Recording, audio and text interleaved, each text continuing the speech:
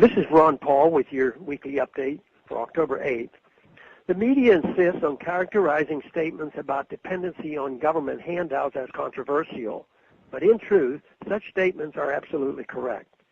It's not that nearly half of Americans are dependent on government, it's actually more than half. If one includes not only people on food stamps and welfare, but also seniors on Medicare, Social Security, and people employed by the government directly, the number is more like 165 million out of 308 million, which is 53%. Some argue that Social Security and Medicare benefits are a right because people pay into these programs their whole lives, or that we need a government safety net in place for people who fall on hard times.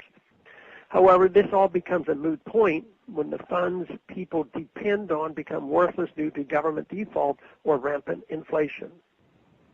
This is less an issue of dignity or dependence on government and more about the deceitfulness of government promises.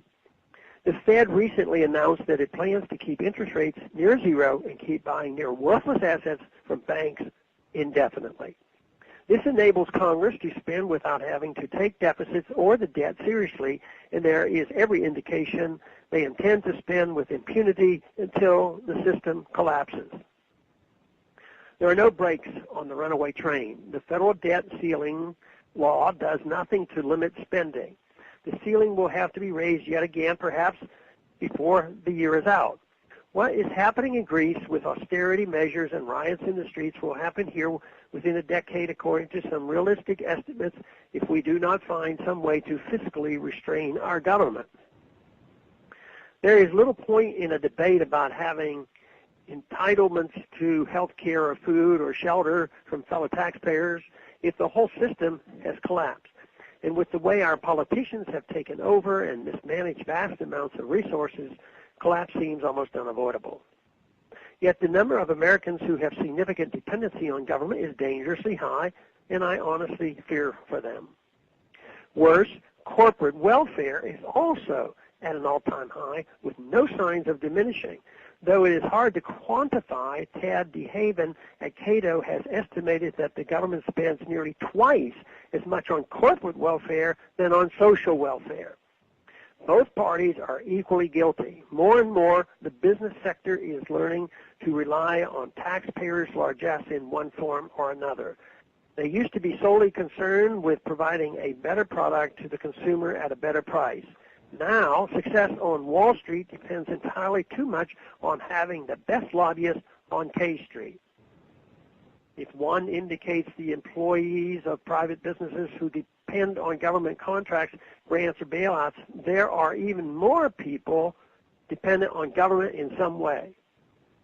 Government does not create resources when it taxes people and prints money. It merely redistributes the wealth while supporting a massive, wasteful bureaucracy along the way. Government is a giant blood-sucking parasite on our otherwise healthy economy. For too long, we have entrusted too much economic power and influence to irresponsible politicians in Washington. It's the chaos that ensues after they run the system into the ground that will be so painful for so many people. But realigning our economy with the free market and away from government mandates and handouts must happen in order for it to thrive again. The answer is not to keep asking government to do more. The answer is to extricate our economy and ourselves from the grasp of Washington, D.C. as much as possible now, before our dependency becomes our downfall. Thanks for calling this update. A new update is placed on this number, 888-322-1414, every Monday. The written text can be found on my website, www.house.gov/Paul, under the heading Texas Straight Talk. Thanks for calling.